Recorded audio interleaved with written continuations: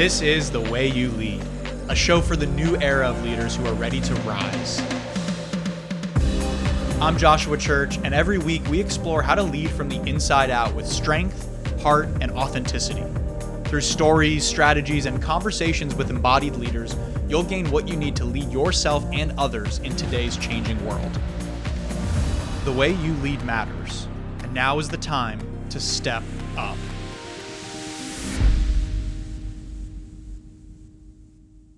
What is up? Joshua Church here tuning in, and I'm grateful to have you with me again. This week, I'm excited to share some of my takeaways that I've been digesting from the recent trip that I took to Sedona for a business and life mastermind that I put on with my friend John. So I spent the week surrounded by multi-6, 7, even multi-7-figure business owners in a really intimate environment. And these were some of my shocking takeaways, honestly, to be able to see the threads of the similarities and the differences between all of us as leaders. So I'm excited to break these down into the 6 different takeaways that I realized while I was out there in this environment in Sedona. So firstly, why Sedona? What was I doing there? What the heck was going on? I know a lot of you saw on Instagram as well and were curious of what are you doing? What's going on?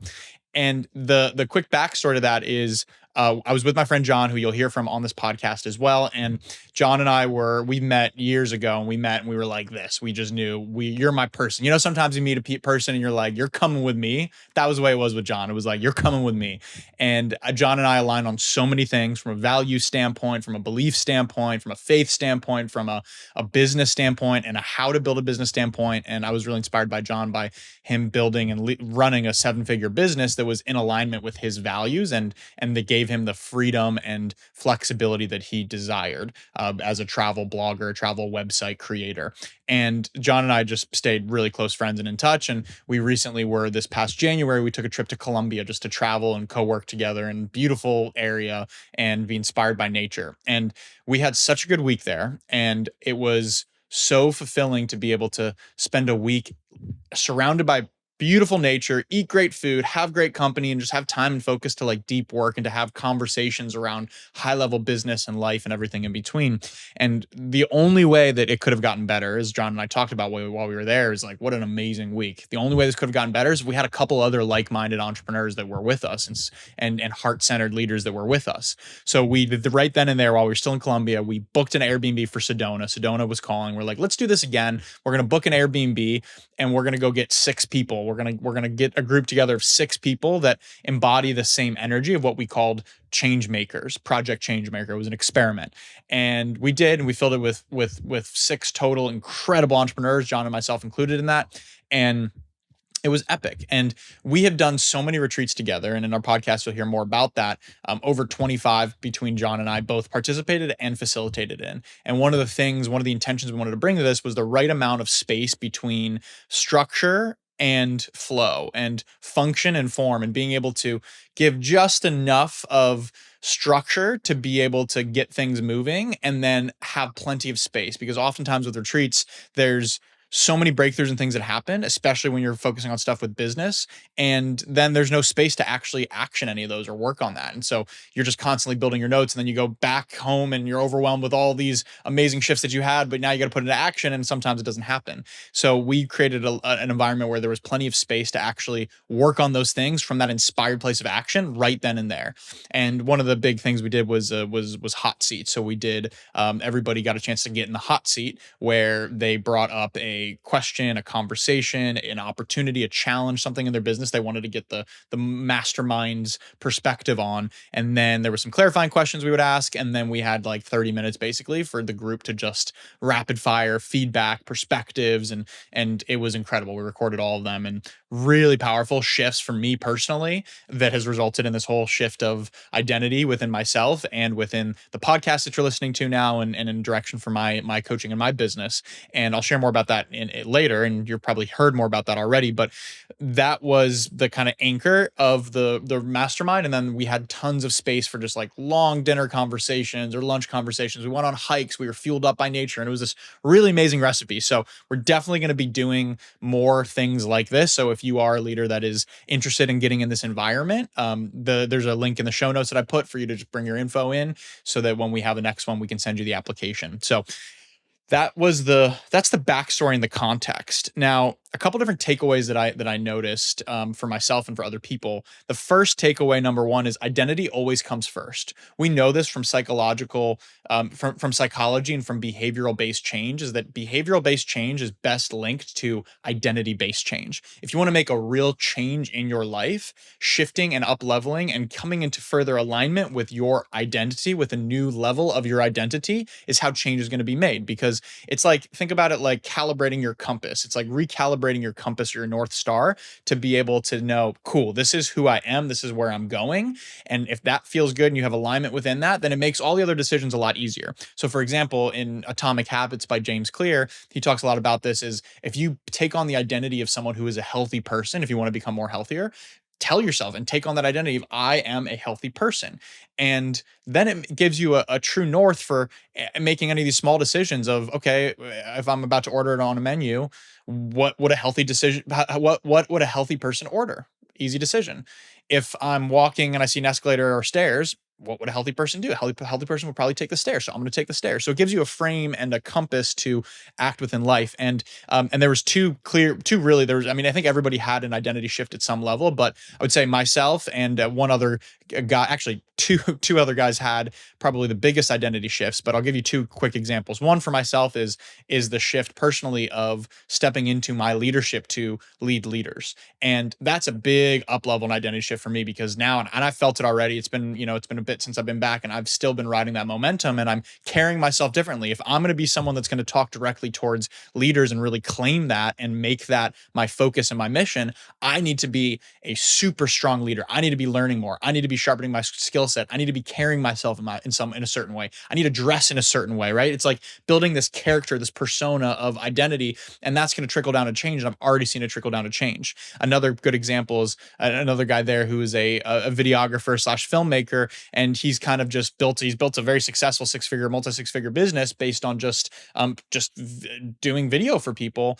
But the shift between just being a videographer to being a creative director is a massive shift. And that's going to unlock a whole level for him and his ability to charge, and his packages he's going to present to people, in the direction that he's going to go, and how he carries himself as well. There's a big difference between someone who's just like capturing video or a videographer versus a filmmaker. Like the energy behind that is so different. So he really stepped up and into that framing and into that energy, and you could see it, that expansion start to happen. So that everything flows from that identity. And you also, part of that is you can't build a 7-figure business if you have a 5-figure self concept or beliefs of a 5-figure business owner or founder.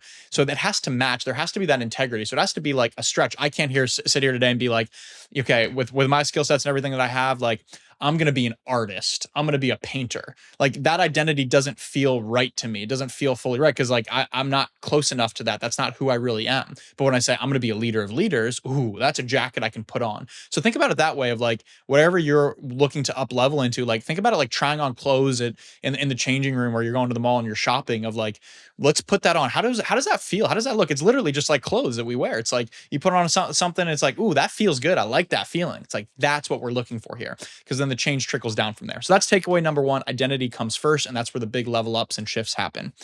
Takeaway number two is fast action is a superpower. One thing that everybody I observed around had was an ability to act fast with discernment and with speed. And perfect example, one other guy, Jamie, he had a major breakthrough around identity as well, especially how it's going to relate to his personal brand and what he's going to be sharing, and then clarity around how he's going to operate his business in a way that supports that.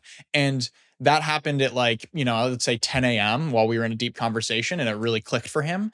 That next break that we had during lunch, he was outside talking to his business partner, and they were aligning and making those shifts. And then Monday that he got back after the retreat, after the mastermind, he had already changed his website to be more in alignment with the way that he wanted to go. Boom, like right then and there, fast action. Everybody had this ability to implement quickly without waiting for perfection. I think that's something that's so key, is not letting perfect get in the way of progress. Perfection is the enemy of progress. Don't let great get in the way of good. Get something out there that feels like a reflection of yourself and feels like something that you're proud of course, but don't try to wait till it's 100% to get it out there. And that's something that we all shared. John was also talked a lot about that, about just iterating, especially now with being able to use AI, being able to get real data feedback from customers, like iteration, iteration, iterate. Make it exist first, and then you can make it perfect later. That's an energy that we all embodied and was very present as well. So speed does not mean rushing. I think that's a big difference too. Speed does not mean rushing. It doesn't mean rush to get it out there. Speed means alignment plus momentum. That's what speed means. So getting aligned and then starting to build momentum. You'll never build momentum if you don't actually kick the ball and get the ball rolling. The ball has to get rolling first to build momentum. So a lot of us, we want to get momentum, we want to take action, but the ball's just sitting at the top of the hill. It's like, we got to kick it down so it can start to build momentum. That's speed, and that's how speed develops. So that clarity plus fast action, faction, I guess that's a new word, faction, fast action. I like that. Maybe like Alifaction, align fast action, Alifaction. There's a new word for y'all. I'm going to start using that. Alifaction. That's fun to say too. I digress. But that aligned fast action, that beats overthinking every single day of the week. Action beats anxiety every single day of the week. So just take the action and then evolve from there. And number 3 takeaway is coachability is a non-negotiable. This is something that I observe from everybody. It's like, we're all there to be coachable and to get perspectives and feedbacks that we don't see and that we don't necessarily agree with even. Like, that is so much part of it. And what was something that all of us had in common was the ability to set our ego aside and receive feedback and to hear a different perspective and not just get like too into our corner, like, you know, like just throwing our fists at the wall, but to actually be open to hearing a different perspective. And I saw this many, many times. And the whole virtue of getting in a hot seat is, you know, that's going to happen. That's why I call it the hot seat, is because you're getting peppered and you're getting some different things. For me personally, you know, Christina, bless Christina, my dear friend Christina, she's someone who always gives me feedback, even if, especially when it's the feedback that I don't want to hear. And I appreciate that. And that's something that leaders do. Leaders are not always your friends. Leaders are the ones that are going to tell you their perspective and are going to tell you the truth, even when you might not believe it, or even when you might not want to hear it, especially when you might not want to hear it.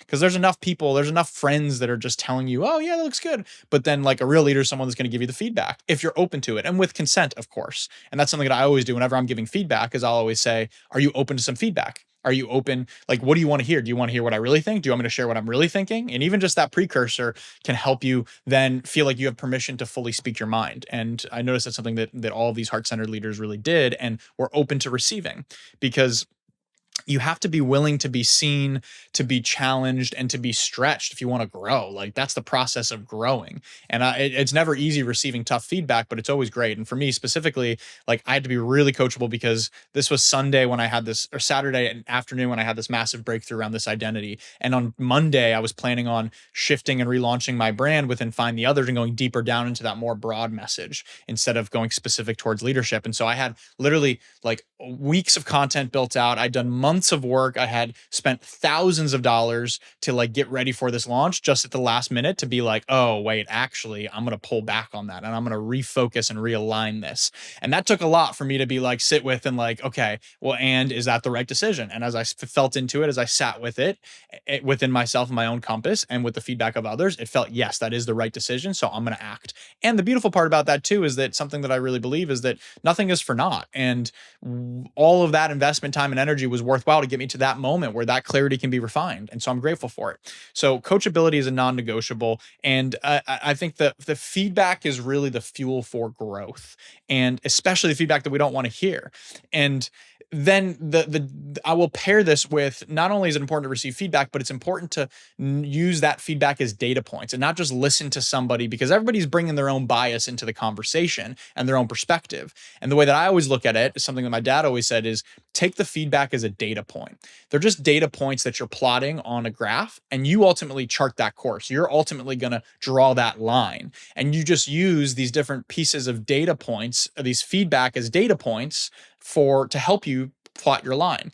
And the one thing I noticed across the board with all of these leaders as well is that we all had a real sense of discernment of knowing thyself. Socrates says, know thyself, as knowing thyself, as knowing ourselves, of what feels aligned versus what feels in alignment versus out of alignment. What feels like that's something that I can do versus like that's not me, or that's not something I can do. And there was always a part in the hot seat where someone said, "Oh, have you thought about this?" Or like, for example, someone else there who's an amazing, brilliant writer, and that's her real way of expression. She doesn't love being on camera for her own reasons. And so but she loves expression and she loves writing. So like when someone suggested, you just got to get on camera every day and start talking about this, like she knew that's a no for me right now. But what's a yes for me is being able to write and share my gifts in a slightly different way. So being able to know your own style and know what's a yes and what's a no, and honor that yes and honor that no, is really important. I saw everybody do that at least once.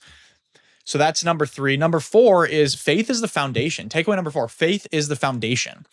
Every person there had some sort of connection with God, with source, with spirit, with the higher power, with the universe. And it wasn't always inherent. Most of them were developed at different points. So definitely listen to Jamie's episode when it drops, because he has a very powerful story of when he stopped being an atheist and started believing in God, which gave me chills as I was listening to it.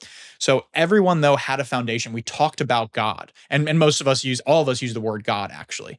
And you can use whatever word you want. I know God can be triggering for some people, but I was blown away to see that one of the core values that we all shared was this sense of connectedness, the sense of trust, the sense of faith in God leading the path for us, in a higher power, working on our side and conspiring to help us make it happen and leading us and guiding us forward. And that's something that we all had in common, and we all talked about a lot too.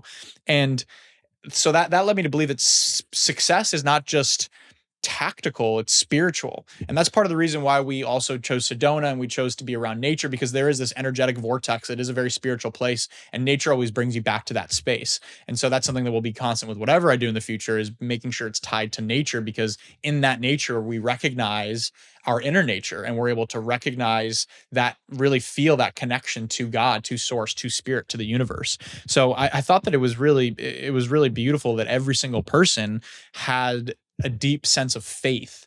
And I think that it's also a developed sense of faith through faith creating resilience. Faith creates resilience, because faith is what carries you when strategy doesn't work anymore. Faith is what carries you forward when you are throwing shit at the wall and nothing seems to be sticking, or when you're just your wind is in the face, your face is in the wind and the wind is just howling at you. Faith is what carries you forward. And everybody here who runs a multi-6 or multi-7 figure business has absolutely faced the wind in their face and has had to rely on faith to get them through.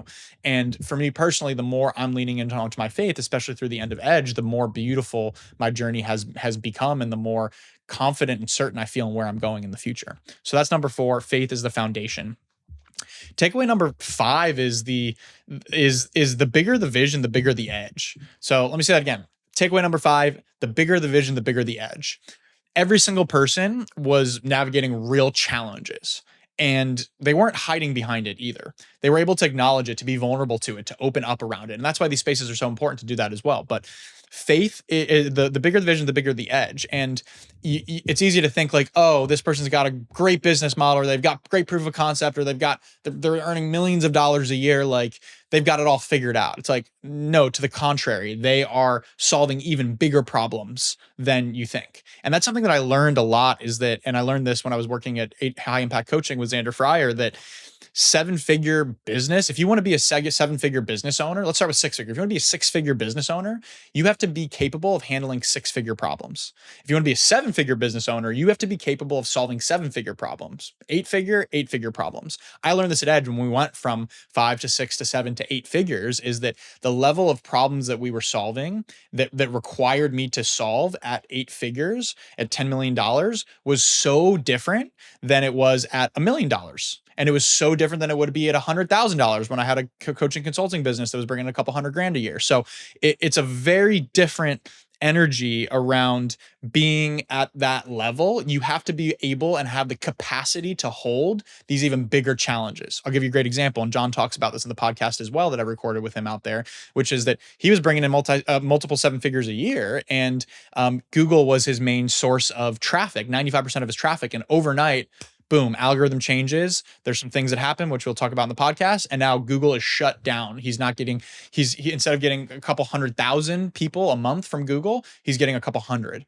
Think about how that plays an impact on the business. Boom. Wow. Okay. That's a big edge. That's a big challenge. And that's a big problem to solve. But he had become someone that was capable of solving those types of problems. So he was able to solve it and pivot and be able to make it out when so many other people weren't. So the bigger the vision gets, the bigger the edge really is. So the difference, though, I feel like between everybody that was in that room and these leaders out there that are really doing this and doing the work and are successful in this embodied, heart-centered way is that they're willing to face it.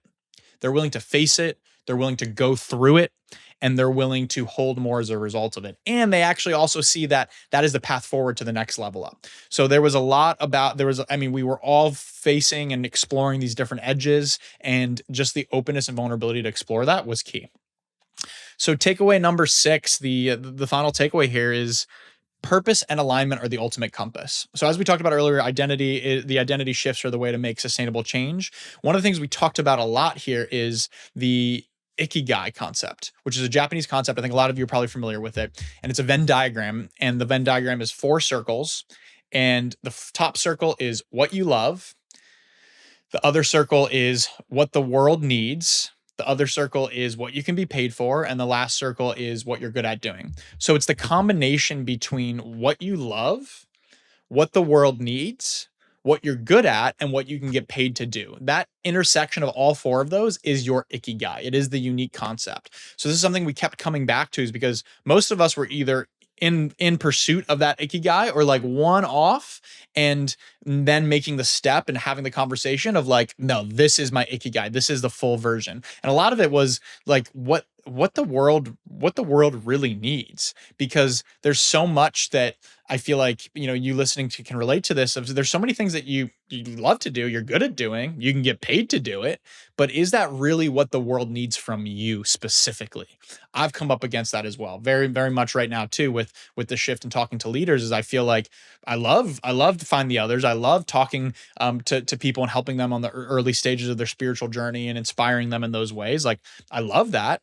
Like, I'm good at doing that. I can get paid to do that to some extent. The world needs that even to some extent, but what the world really needs from me is what I'm uniquely capable of doing, which is being able to show up and support these leaders, having gone through what I've gone through and having worked with the leaders that I've worked with in the past and having attracted those types of people into my life. So that is me owning that next level of that Ikigai and really stepping into that. So that concept we used a lot, and it's something I invite you to reflect on as well, especially around the like, what does the world need from you specifically? It's an up level in the concept of Ikigai of like, from you, like of you utilizing all of your gifts, because most people, and you might be listening to this, and you might have a few of those already intersected, but that real true Ikigai of like, what does the world really need from you? That's a question I want to leave you to reflect on. So the alignment behind all of this, just the energy behind all of this created such a sense of alignment for me. And I was just excited to share it with you here today and inspire you to, and invite you to step up into that, to step up into your leadership with that, and to ask yourself, what does the world need from me? That is what I wanted to share today. If this resonated with you, please share the episode with someone else that you think can resonate with them. And also DM me, shoot me a DM on Instagram with what your biggest insight is. I'm really curious to hear what landed from this, or what other questions you might have. So I'm feeling super lit up, super inspired about this new direction, where I'm going, and the clarity that I now have, and the energy that's pulling me forward on answering this call with that. And I'm so grateful to have you tuning in for this next part, this next stage of my journey. And I can't wait to see you next time. Have an awesome day. Let's go get it. You got this. See you on the other side.